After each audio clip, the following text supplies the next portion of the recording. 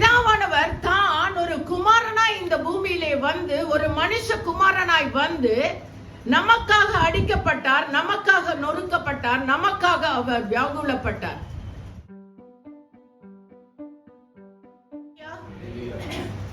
யோவான் 3:15, 16, 17. தன்னை விசுவாசிக்கிறவன் எவனோ அவன் கெட்டு போகாமல் நித்திய ஜீவனை அடையும்படிக்கு உயர்த்தப்பட வேண்டும். தேவன் தம்முடைய ஒரே பேரான குமாரனை விசுவாசிக்கிறவன் எவனோ அவன் கெட்டு போகாமல் நித்திய ஜீவனை அடையும்படிக்கு அவரை தந்தருளி இவ்வளவாய் உலகத்தில் அன்பு கூர்ந்தார். உலகத்தை ஆக்கினைக்குள்ளாக தீர்க்கும்படி தேவன் தம்முடைய குமாரனை உலகத்தில் அனுப்பாமல் அவராலே உலகம் ரட்சிக்கப்படுவதற்காகவே அவரை அனுப்பினார். நான் ஒரு கதையை, ஒரு ஊழியக்காரர் ஒரு கதையை சொல்வது கேட்டேன்.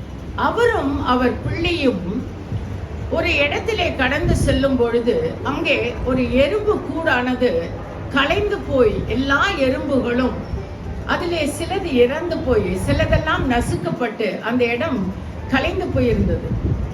அப்பொழுது அந்த சிறு பிள்ளை என்ன சொன்னான் என்றால், இந்த எறும்பு புற்றை சரி செய்து அந்த கை கால் உடைந்திருக்கிற எறும்புகளை டாக்டர்கிட்ட கொண்டு போய் அதை சரி செய்து நம்ம இவர்களை காப்பாற்றுவோமாப்பா, இதை செய்வோமா அப்படின்னு. உடனே அந்த ஊழியக்காரனுக்கு இருதயத்திலே தோன்றினது, நம்மளுடைய இயேசு கிறிஸ்துவானவர் அடிக்கப்பட்டார், நொறுக்கப்பட்டார். எப்படி என்றால் இதே போல ஒரு சூழ்நிலையிலே தானே ரட்சிக்கப்படாத நம்மளுடைய இருதயம், கடினப்பட்ட நம்ம இருதயம், துக்கப்படுகிற இருதயம், நம்ம இந்த உலகத்துல பாத்தீங்கன்னா சஞ்சலத்தோடும் வேதனையோடும் வியாதியோடும் வியாதுலத்தோடும் பிரிவினைனாலும் அநேக குடும்பத்துல பிரிவினைகள், துக்கங்கள், சஞ்சலங்கள், வேதனைகள், பற்றாக்குறைகள்.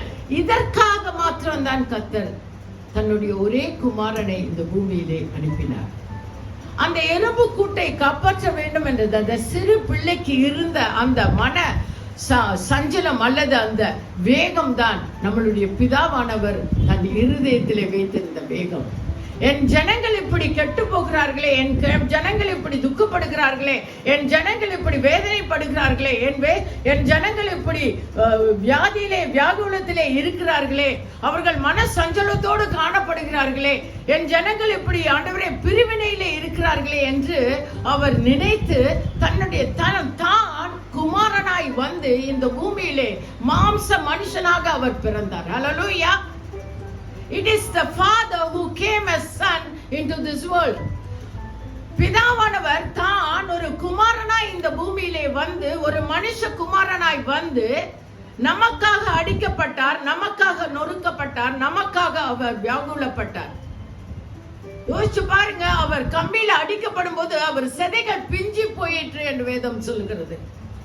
அந்த முள் கிரீடம் அவருக்கு அவர்கள் தலையிலே அழுத்தி வைக்கும் பொழுது அந்த முள்ளானது அவருடைய சிரசில இறங்கிற்று என்று வேதம் சொல்கிறது. இது எல்லாத்துக்கும் எதுக்கு அனுமதிச்சார்னா, வியாகுலத்தோடும் துக்கத்தோடும் சஞ்சலத்தோடும் வியாதியோடும் பிரிவினையோடும் நம்ம இந்த உலகத்துல போராடி கொண்டிருக்கிற ஒவ்வொரு மனுஷனுக்காக ரட்சிக்கப்பட்டவர்கள், ரட்சிக்க கூடாமல் இருக்கப்படுகிறவர்கள், அவர்கள் ரட்சிக்கப்பட வேண்டும் என்று நினைத்து இந்த காரியம் நடந்தது. ஹல்லேலூயா, ஹல்லேலூயா. மத்தேயு 22:14 சொல்லுகிறது,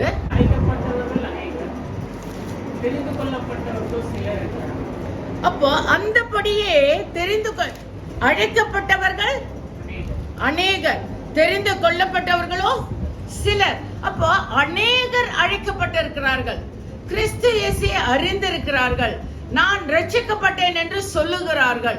ஆனால் சிலர்கள் தான் அவரை அப்படியே பற்றி கொண்டிருக்கிறார்கள். இல்லையா? சொல்லுங்க, ஏன் வழி விலகி போகிறார்கள்? ஏன் துக்கமுகமாய் காணப்பட்டு அந்த கடின இருதயமாய் மாறி விடுகிறது? ஏன்னா இருதயம் இந்த உலகத்தின் போராட்டத்திலே விழுந்து போகிறது. அந்த நேரத்திலே தான் நம்ம நினைக்கணும், எனக்காய் அடிக்கப்பட்டார், எனக்காய் அவர் உயிர்த்தெழுந்தப்பட்டார் என்ற அந்த நினைவு வர வேண்டும். நமக்காக தான் அடிக்கப்பட்டார். பாருங்க, இந்த ஈஸ்டர் நம்ம கொண்டாடுறோம்னா நம்ம இதை நினைவுல கொண்டு வர்றதுக்கு தான் இந்த பண்டிகை நாட்களே நம்ம அனுசரிக்கணும். எனக்காக அடிக்கப்பட்டார். நான் ரொம்ப சஞ்சலமாக இருந்தேன் 2 நாட்கள். இந்த காலையில் நான் மீண்டும் இந்த வேத வசனத்தை வாசிக்கும் பொழுது நான் தீர்மானங்களுக்குள்ளே அநேக தீர்மானத்துக்குள்ளே கடந்து வந்தேன். எனக்காய் நீர் அடிக்கப்பட்டேன், எனக்காய் வேதனையாய் நீர் உம்மை ஒப்பு கொடுத்தீர். எவ்வளவு வேதனையான அந்த சூழ்நிலை. வியாகுலப்பட்டார். கெத்செமனே தோட்டத்துல போய் அவர் வியாகுலப்பட்டார். இந்த பாத்திரம் நீக்க கூடுமானால் நீங்கட்டும் என்று அவர் துக்கப்பட்டார் என்று வேதனை வசனம் சொல்கிறது. அப்போ ஒரு மனுஷன் இன்னொரு மனுஷனுக்கு தன்னை ஒப்பு கொடுக்கிறது ரொம்ப பெரிய காரியம். யோசிச்சு பாருங்க, will we spare it? நம்ம அப்படி செய்வோமா? ஒரு தேர்ட் பர்சனுக்காக நம்ம போயிட்டு வழிய போயிட்டு நின்று யாருக்காக ஹெல்ப் பண்ணுவோமா? இல்ல, நான் உங்களை எல்லாத்தையும் பொறுப்பெடுக்கிறேன், நீங்க கவலையே படாதீங்க, உங்க லைஃபை நான் பாத்துக்கிறேன், உங்களை நான் காப்பாத்துறேன், உங்க ஃபேமிலியை நான் காப்பாத்துறேன், நாங்க செய்யறோம், எல்லாத்தையும் செய்யறோம் அப்படின்னு யாராலும் முன் வருவாங்களா? இல்ல. பிதாவானவர் தன்னுடைய ஒரே குமாரனாய் மாறி அவர் இந்த பூமியிலே வந்தார். எதற்குனா நம்மளை காப்பாத்துறதுக்கு, நம்மளை ரட்சிப்பதற்கு, திருப்பி நம்ம கடினமா போகாத படிக்கு, நம்ம மனம் சஞ்சலப்படாத படிக்கு. பாருங்க, இன்னைக்கு நம்ம ரட்சிக்கப்பட்டிருக்கோம் சொல்றோம், ஆனா பாருங்க எல்லாருடைய இருதயத்திலும் வேதனையும் சஞ்சலம் இருக்கிறது, துக்கம் இருக்கிறது. நான் ஒரு காரியத்தை இந்த காலவேளையில் நினைக்கும் போது நான் நினைத்தேன், பாருங்க, நமக்கு வேதனை படுத்துவர்களை குறித்து நாம் நினைத்து கொண்டே இருக்கும்போது என்ன ஆகுதுன்னா, அவங்களை குறித்து சஞ்சலப்பட்டுக்கிட்டே இருக்கும். இவங்க வேதனைப்படுத்தினாங்களே, இவங்க நம்மளை புரிஞ்சுக்கலையே, இவங்க ஏன் இப்படி இருக்காங்க, இவங்க ஏன் இப்படி ரியாக்ட் பண்ணாங்க, ஏன் இப்படின்னு அதை பத்தியே யோசிக்கிறோம். அப்ப காலையில ஒரு வசனத்தை அவர் எனக்கு ஞாபகப்படுத்துகிறார். ரோமர் 16:19.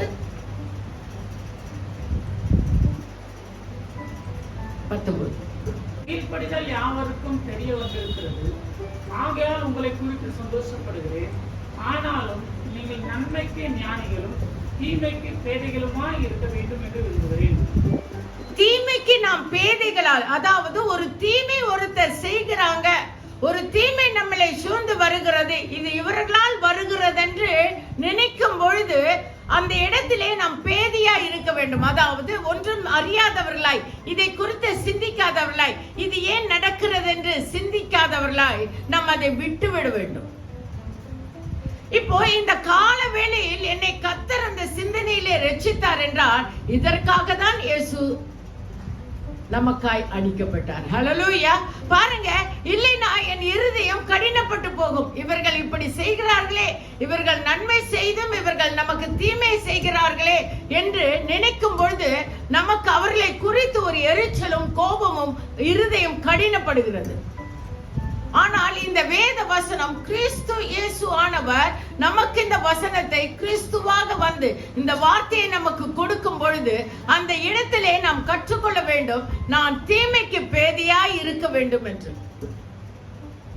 தீமைக்கு எப்படி பேதையாக இருக்க வேண்டும்? நான் அதை விட்டு கொடுக்க வேண்டும், அதை குறித்து நான் சிந்தனை செய்யக்கூடாது. அவர்கள் தீமை செய்வதென்ன, தீங்கு நாளுக்காய் துன்மார்க்கனை சிருஷ்டித்தேன் என்று வேதம் சொல்லுது. சோ அந்த தீங்கு நாள் வரும்படி அந்த நாளில் அந்த மனுஷன் எனக்கு தீங்காய் இருக்கிறான், அதை நான் மன்னித்து, கிறிஸ்து இயேசு எனக்காய் எப்படி மன்னித்தாரோ, என்னை விட்டு அவர் எனக்காக என்னை எல்லாவற்றிலும் மன்னித்து மீண்டுமா என்னை புதுப்பிக்கிறாரோ, அதே போல நாமும் அந்த துன்மார்க்க நாளில் குறித்து அல்லது அந்த கெட்ட நாளை குறித்து, அதாவது அந்த கெட்ட சம்பவங்களை குறித்து நான் நினையாதவளாய், அதை பற்றி சிந்திக்காதவளாய், அதை விட்டு விலகி நான் அதை விட்டு விலகி அதை சிந்தியாமல் நான் பேதையாய் காணப்பட வேண்டும். ஹல்லேலூயா. நம்ம சிந்தனையில அது எப்ப பார்த்தாலும் இருக்கிறனால என்ன ஆகுதுன்னா நம்ம இருதயம் கடினப்படுகிறது. அப்போ இருதயம் கடினப்படும் போது அங்க ரட்சிப்பிராது. அந்த ரட்சிப்புக்காக தான் அவர் அடிக்கப்பட்டார். எதுக்காக அடிக்கப்பட்டார் இந்த நாளில்? அவர் இந்த நாள் அடிக்கப்பட்டது நம்ம இந்த ரட்சிப்பு வருவதற்காக. இந்த வார்த்தை கடந்து வந்து எப்படி நம்மளை குணப்படுத்துகிறதோ அந்த காரியத்துக்காக அவர் அடிக்கப்பட்டார். ஹல்லேலூயா.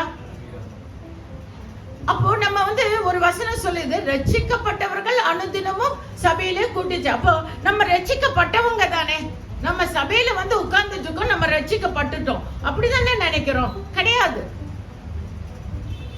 எல்லாத்துலயும் நம்ம ரட்சிக்கப்படல. ஒரு சின்ன எக்ஸாம்பிள், நீ என்னால ரட்சிக்கப்பட முடியும் அப்படின்றத ஒரு காரியத்தை அவர் காண்பித்து அவர் நம்மளை சபையில கூட்டி கொண்டு வந்திருக்கிறார். எதற்கென்றால் நம்ம அவருடைய சமூகத்துல போய்கிட்டு சேரும்படிக்கு இன்னும் நம்ம இருதயத்துல ஏதோ இந்த போராட்டமான இந்த உலக வாழ்க்கையில நம்ம போராடுகிற காரியத்திலிருந்து நம்ம ஜெயம் கொள்வதற்காக அவர் நமக்காய் அவர் உயிர்த்தெழுந்தார். அவர் அடிக்க பாருங்க, அந்த யோவான் 3:16-17-18 சொல்கிறது,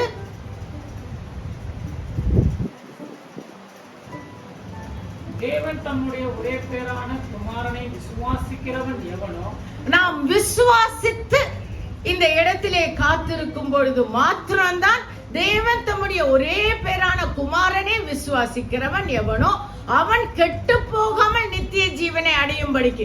அந்த கெட்டு போகாமல், இனியும் கெட்டு போகாமல், என்ன கெட்டு போறது? நம்ம இருதயம் கடினப்பட்டு போகும்போது பாருங்க, எரிச்சல், கோபம், தாபம், பொறாமை, வைராகியம், சண்டை, விரோதங்கள், பிரிவினைகள், இது நமக்குள்ள தோன்றும். அப்ப நம்ம கெட்டு போகாத படிக்கு நித்திய ஜீவனை அடையும் படிக்கு. நித்திய ஜீவன் என்றால் பாருங்க, அந்த வேத வசனம் நம்மளை குணப்படுத்தும் பொழுது ஒரு வெளிச்சம் நம்ம இருதயத்துல தோன்றுகிறது. பாத்தீங்களா? அந்த வெளிச்சம், அந்த குணப்படுதல், அந்த ரட்சிப்பு நமக்கு வருவதற்காக, அந்த ரட்சிப்பு எப்பொழுதும் நேரிடுவதற்காக, அந்த ரட்சிப்பு அனுதினமும் நமக்குள்ளே கடந்து வருவதற்காக. புரியுதுங்களா? ஏன்னா அனுதினமும் நமக்குள்ளே காரியங்கள் இருக்கிறது, போராட்டங்கள் இருக்கிறது. இன்னைக்கு நம்ம சரியா இருக்கிறோம் அப்படின்னு ஃபீல் பண்ணா தூங்கி சொன்ன பாத்தீங்கன்னா இன்னொன்னு வந்து நம்ம தலையில நிற்கும். அப்போ அந்த நித்திய ஜீவனை அடையும்படிக்கு அப்படின்னா அந்த வேத வசனம் தான் நம்ம இருதயத்துல போய் அந்த பயத்தை, நீங்க பாருங்க, நமக்கு ஒரு எப்ப பார்த்தாலும் அதனால ஒரு பயம் இருக்கும். அவங்க எது செய்வாங்களோ, இவங்க இதை செய்வாங்களோ, அது அப்படி பண்ணிடுவாங்களோ. இந்த பயம் நீங்க வேண்டும், நம்ம சஞ்சலம் இல்லாமல் காணப்பட வேண்டும் என்றால் அந்த வேத வசனம் நம்மளை வந்து குணப்படுத்தி நமக்குள்ள சமாதானமும் சந்தோஷம் தருகிறதே நாம் உணர்கிற அந்த உணர்வு தான் நித்திய ஜீவனை அடையும்படிக்கு அவரை தந்தருளி இவ்வுலகத்தில் இவ்வளவாய் உலகத்தில் அன்பு கூர்ந்தாய்.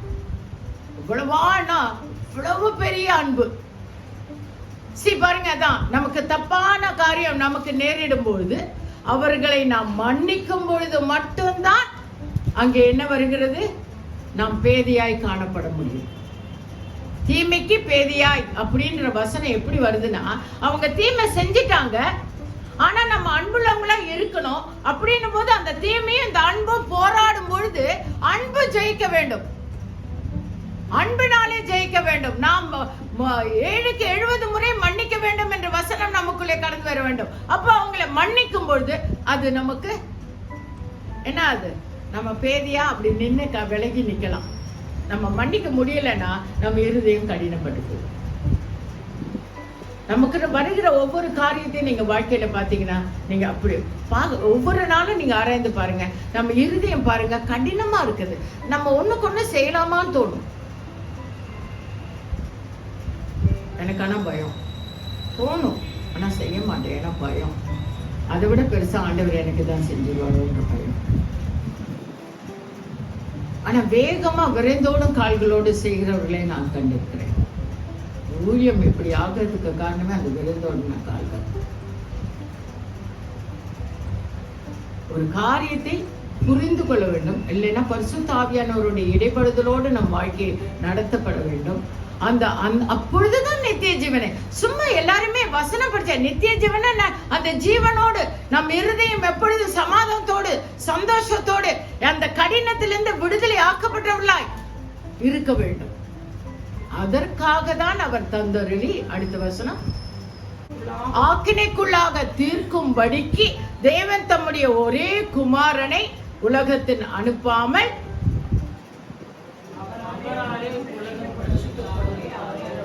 அப்ப உலகம் ரட்சிக்கப்படுவதற்கு அப்படின்னா எல்லாம் நம்ம ஒவ்வொருத்தருக்குள்ளே நான் பார்க்கிறேன், எல்லாருக்குள்ளே அந்த சமாதான சந்தோஷமே நான் காண்கிறது இல்லை. அப்ப நம்ம எங்க ரட்சிக்கப்படாம இருக்கோம்னு ஆராய்ந்து பாருங்க. எதை குறிச்சு நமக்கு பயம் இருக்குதுன்னு ஆராய்ந்து பாருங்க.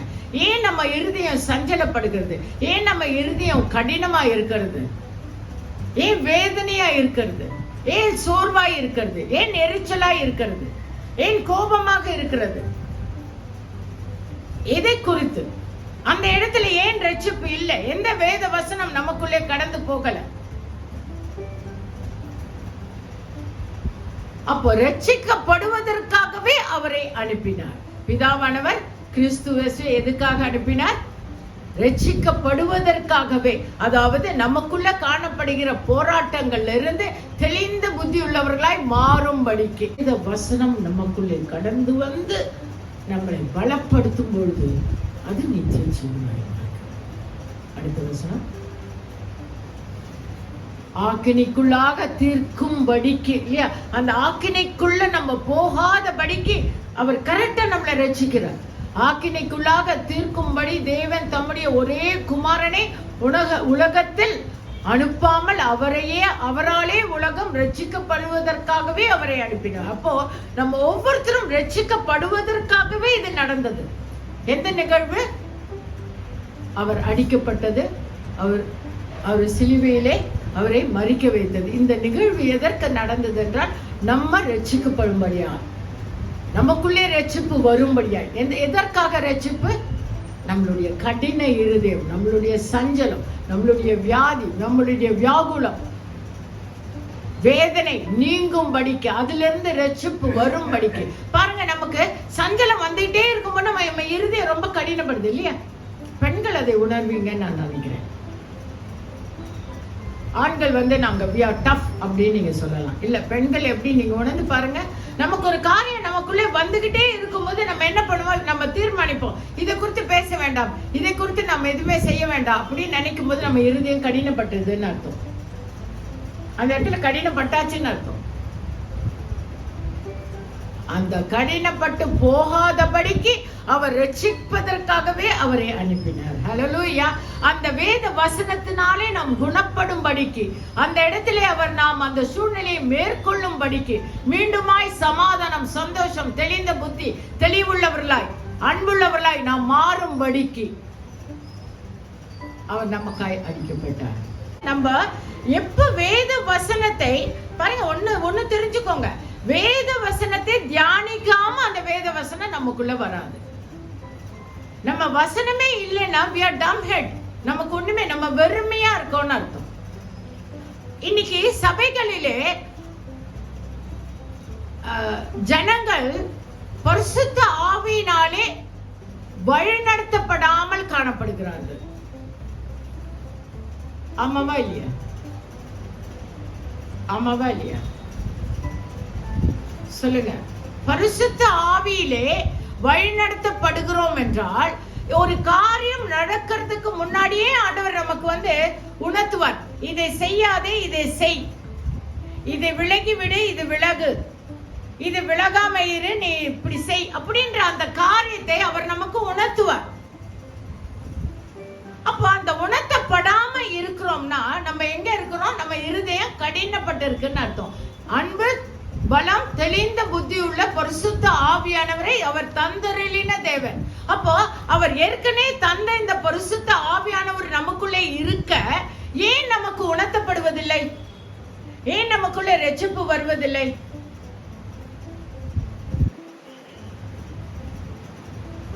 சொல்லுங்க, ஏன் வரல?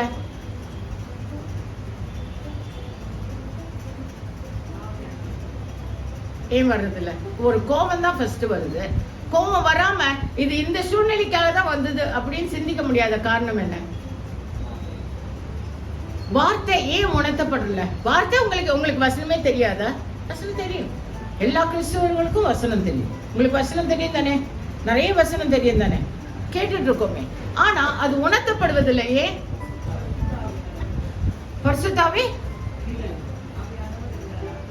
இல்லம்மா, இருக்கு. அதுதான் நீங்க பிலீவ் பண்ணும். பரிசுத்த ஆவியானவர் உங்களுக்கு இருக்கு, ஆனால் அவர் உணர்த்துவதை நாம் அறிய முடிவதில்லை. ஏனென்றால் நமக்குள்ளே வைராகியம், கோபம், தர்க்கம், எரிச்சல், இப்படிப்பட்ட மாமிச கிரியைகள் கடினமா நம்ம இருதயம் இருக்கிறதுனால மெதுவாய் உணர்த்துகிற அந்த உணர்வு நமக்கு இங்க சேர்வதில்லை. இங்க திருப்பி யோசிச்சு பாருங்க. நமக்கு பரிசுத்த ஆவியானவரை தந்தருளின தேவன். எப்ப நம்ம ரட்சிக்கப்பட்டோமோ ஆண்டவருடைய நாமத்தினால பிதா சுதன் பரிசுத்த ஆவியினாலே நான் ரட்சிக்கப்பட்டேன் என்று நான் நம்பி நான் சபை கூடுதலை அலட்சியம் செய்யாமல் நான் சபைக்கு வந்தேனோ அன்றிலிருந்து, அல்லது நான் எப்பொழுது தேவனுடைய அதிசயத்தை கண்டேன், அவர் என்னை ரட்சித்தார் என்று நான் உணரும் பொழுதே பரிசுத்த ஆவி எனக்கு தந்தருளினார். ஆனால் அந்த பரிசுத்த ஆவி செய்யக்கூடாது, இதுவே வழி என்று என்ன ஏசியால இருக்கிற அந்த வசனம் சொல்லுங்க பார்க்கலாம். இதுவே வழி என்று சத்தமா சொல்லுங்க.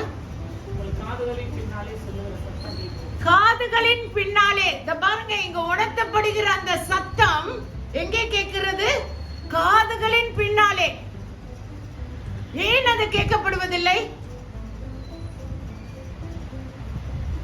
பரிசுத்த ஆவி இல்லைன்னு நினைக்காதீங்க. நம்ம ஒவ்வொருத்தர் மேலும் பரிசுத்த ஆவியானவர் உள்ளே இருக்கிறார். அந்த வசனத்தை படிங்க. நீங்கள் வலதுபுறமாய் சாயும் போதும் இடதுபுறமாய் சாயும் போதும் வழி இதுவே, இதிலே நடவுங்கள் என்று உங்களுக்கு பின்னாலே சொல்லும் வார்த்தையை உங்கள் காதுகள் கேட்கும். ஏன்னா அவர் ஜோசுவா கிட்டே மோசே கிட்டே என்ன சொன்னாரு? வலதுபுறமாவது இடதுபுறமாவது சாயாமல். என்னது அப்பனா? disciplined life in Christ இல்லையா? எப்படி? a life which is very much disciplined, அதாவது நேர்த்தியாக வாழ்கிற வாழ்க்கை தான் கிறிஸ்து இயேசுக்குள் வாழ்கிற வாழ்க்கை. அப்ப அந்த நேர்த்தியான வாழ்க்கை எங்க இருந்து தெரிஞ்சுப்பீங்க? இந்த வேதாகமத்தை நம்ம தியானிக்கும் போது தெரிஞ்சுப்போம். அப்போ வலதுபுறமாவது இடதுபுறமாவது சாயாமல் நீ நட அப்படின்னு சொல்லி இருக்கிற அந்த வார்த்தை திருப்பி நீங்கள் வலதுபுறமாய் சாயும் போதும் இடதுபுறமாய் சாயும் போதும். அவர் என்ன சொன்னார்? ஒரு நிமிஷம். அப்போ வலதுபுறம் சாயாதீங்க இடதுபுறம் சாயாதீங்கன்னு சொன்ன வசனத்துக்கு மாறாக நீங்கள் வலதுபுறமாய் சாயும் போது, மோசேயிடம் அவர் சொன்னது வலதுபுறம் சாயாதே இடதுபுறம் சாயாதேன்னு சொன்னார். ஆனா ஏசியாவில் இந்த வசனம் சொல்கிறது, நீங்கள் வலதுபுறமாய் சாயும் போது இடதுபுறமாய் சாயும் போது வழி இதுவே, இதிலே நடவுங்கள் என்று உங்களுக்கு பின்னாலே சொல்லும் வார்த்தையை உங்கள் காதுகள் கேட்கும். இது இயேசுவானவர் அடிக்கப்பட்டு நான் உங்களுக்கு பரிசுத்த ஆவியை விட்டு செல்கிறேன் என்று சொல்வதற்கு முன்பாக எழுதப்பட்ட இந்த வசனம் இது. நன்றாக தெரிந்து கொள்ளுங்கள். இயேசுவானவர் அடிக்கப்பட்டு அவர் சொல்லுகிறார், நான் கற்றுத்தந்த யாவையும் உங்களுக்கு கண்டித்து உணர்த்துவேன். எனக்கு பின்னாடி ஒருவர் வருவார், பரிசுத்த ஆவியானவர் உங்களுக்கு கண்டித்து உணர்த்துவார்ன்றார். அப்போ வலதுபுறமாவது இடதுபுறமாவது நீங்கள் சாயாமல் நீங்கள் நடவுங்கள் என்று மோசேக்கும் யோசுவாவுக்கும் ஆண்டவர் சொன்ன வார்த்தையை நீங்கள் நடக்கும் பொழுது, அப்ப பாருங்க, நம்ம மீறி நடப்போம். நம்ம மீறுதல் தான் இன்றைய நாளில் கடினமாய் இருக்கிறது. ஏன் நம்மளால ஒரு ஹல்லேலூயா சொல்ல முடியல? because we compare. அவ இப்படி சொல்றா அதனால நான் இப்படி இருக்கேன், அவரு இப்படி பண்ணாரு அதனால நான் இப்படி இருக்கேன், பசங்க இப்படி பண்ணாங்க அதனால நான் பசங்க கிட்ட இப்படி இருக்கேன். we compare. ஆனா கிறிஸ்து இயேசுக்குள்ள ரட்சிப்பு இண்டிவிஜுவல், அதாவது தனிப்பட்ட மனுஷன். நம்ம எப்பவுமே தனிப்பட்ட முறையிலே நாமும் நம் ஆண்டவரும், நாமும் நம் கர்த்தரும், நாமும் கிறிஸ்து இயேசுவும், அந்த வார்த்தையானது நானும் என் ஆண்டவரும். அப்போ வலதுபுறமாவது சாயும் போது இடதுபுறமாய் நீ சாயும் போது, அப்போ நம்ம சாயறோம், நம்ம தப்பு செய்யறோம், நம்ம மீறி நடக்கிறோம். இது எப்படி மீறி நடக்கிறோம்? அவர் உயிர்த்தெழுதலை மறந்து நம்ம மீறி நடக்கிறோம். அவர் எனக்கார் அடிக்கப்பட்டார் என்று மறந்து நான் மீறி நடக்கிறோம். அவருடைய இரத்தத்தினால நான் மீட்கப்பட்டேன் என்று மறந்து நான் இடதுபுறமாவது வலதுபுறமாவது நான் சாய்கிறேன்.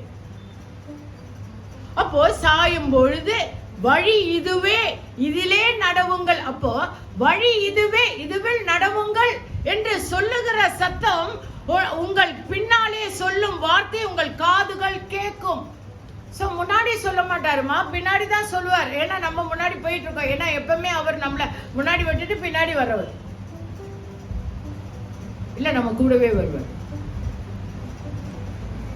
இடதுபுறமாவது வலதுபுறமாவது நம்ம சாயக்கூடாது, மீறக்கூடாது, வேத வசனத்தை மீறி நடக்க கூடாது.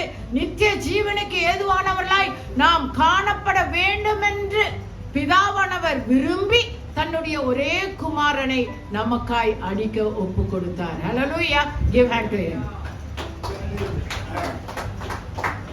அப்ப நம்ம சாயக்கூடாது, உன் காதுகளிலே ஒலிக்கும். அப்போ நான் சொல்ல வந்த காரியம், இன்றைய நாளில் சபையில ஏன் நம்ம அமைதியா உட்கார்ந்துட்டு இருக்கோம்னா, நம்ம காதுல பின்னாடி ஒலிக்கிற சத்தம் நமக்கு கேட்கவே மாட்டேங்குது. ஏன்னா நம்ம முன்னாடி அநேக காரியத்தை சிந்திச்சு நம்ம முன்னாடி போயிட்டே இருப்போம். நம்ம வேலையை நம்ம பார்த்துட்டு போயிட்டே இருப்போம். ஆனா இந்த ரட்சிப்பு எதற்கென்றால் நித்திய ஜீவனுக்கு ஏதுவாய். நித்திய ஜீவன் என்றால் நம் இருதயம் கடினப்படாமல் கர்த்தருடைய வேத வசனத்திலே சமாதானத்தோடும் சந்தோஷத்தோடும் நிறைவோடும் எல்லாவித ஆசீர்வாதங்களோடும் நாம் காணப்படுவதற்காக நமக்கு தான் ஃபர்ஸ்ட் ப்ரிஃபரன்ஸ். கர்த்தருடைய வார்த்தை நமக்கு எல்லாவற்றையும் செய்து முடிக்கும். நாம் விரும்பினது வந்து தீரும். எப்படி என்றால் வலதுபுறமாவது இடதுபுறமாவது நாம் சாயாமல் அவர் பேசுகிற சத்தத்தை என் செவிகளில் நான் கேட்கும்படி நான் நடக்க வேண்டும். இந்த உயிர்த்தெழுதல் அதற்காக தான் நடந்தது. இதை நான் ஞாபகம் மூட்டும்படியா இந்த குட் ஃப்ரைடே வந்திருக்கிறது, துக்க வெள்ளி வந்திருக்கிறது. மலையாளத்துல இதுக்கு துக்க வெள்ளின்னு சொல்லுவாங்க. தமிழ்ல என்ன சொல்லுவாங்க சிஸ்டர்? புனித வெள்ளி. ஏன்னா நம்ம புனிதமாக்கப்படுகிற நாள். இங்கிலீஷ்ல குட் ஃப்ரைடே. ஒவ்வொரு லாங்குவேஜ்ல புரியும்படிக்கு. புரியுதுங்களா? ஸோ இந்த குட் ஃப்ரைடேல நம்ம புரிஞ்சுக்கணும், நான் பரிசுத்த ஆவியினாலே வழிநடத்தப்படுகிறேனா, நான் செய்கிற காரியங்கள் கர்த்தருக்கு பிரியமானதா, ஏன் என் இருதயம் கடினப்பட்டு இருக்கிறது. என்னிடம் இந்த காலவேளையில் கர்த்தர் சொன்னது போல, துன்மார்க்கமான தீங்கான காரியங்கள் உனக்கு நேரிட்டதை நீ பேதியாக அதை மறந்து விடு, மன்னித்து விடு என்று சொன்னது போல, நாம் எல்லாவற்றிலும் நம் இருதயத்தை சுத்தம் உள்ளவர்களாய், சமாதானம் உள்ளவர்களாய், சந்தோஷம் உள்ளவர்களாய், தயவு உள்ளவர்களாய், நற்குணம் உள்ளவர்களாய், பொறுமை உள்ளவர்களாய், நீடிய பொறுமை உள்ளவர்களாய், விசுவாசம் உள்ளவர்களாய் நாம் காணப்பட வேண்டும். எபேசியர் 2:8. விசுவாசத்தை கொண்டு ரட்சிக்கப்பட்டீர்கள், இது உங்களால் உண்டானதல்ல, இது தேவனுடைய ஈவு. பாருங்க, கிருபையினாலே விசுவாசத்தை கொண்டு ரட்சிக்கப்பட்டீர்கள். இது நம்ம ஆண்டவரே நான் ரட்சிக்கப்பட வேண்டும் அப்படின்னு யாருமே வழிய வந்து ஆண்டவரே என்னை ரட்சியும் சொல்லவே இல்லை. இது கிருபையினாலே, அவர் மகா தயவுனாலே, கர்த்தருடைய மகா இரக்கத்தினாலே இந்த ரட்சிப்பு நமக்கு வந்தது. இது உங்களால் உண்டானதல்ல, இது தேவனுடைய ஈவு, தயவு, இரக்கம். இந்த மகா இரக்கம் எதுக்கு வந்தனா, நிஜமாவே நான் சொல்லுவேன், நம்ம இங்க இருக்கலன்னா நம்ம ரொம்ப கெட்டவங்களா இந்த பூமியில இருந்திருப்போம். யோசிச்சு பாருங்க, ஒரு நிமிஷம் கண்ண முடி யோசிச்சு பாருங்க, நம்ம ரொம்ப கெட்டவங்க ஆக்சுவலா.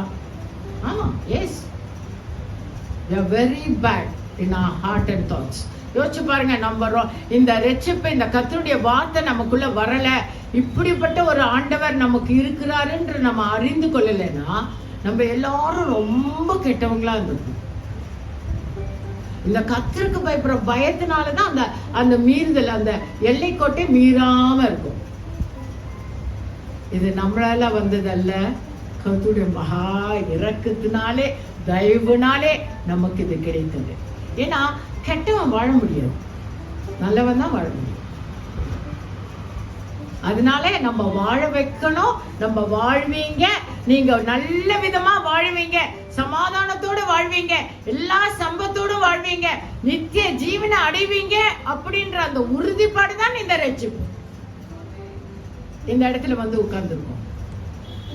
இது நம்மளால வந்ததில்ல, கர்த்தருடைய மகா இரக்கத்தினாலே, ஈவுனாலும் இது.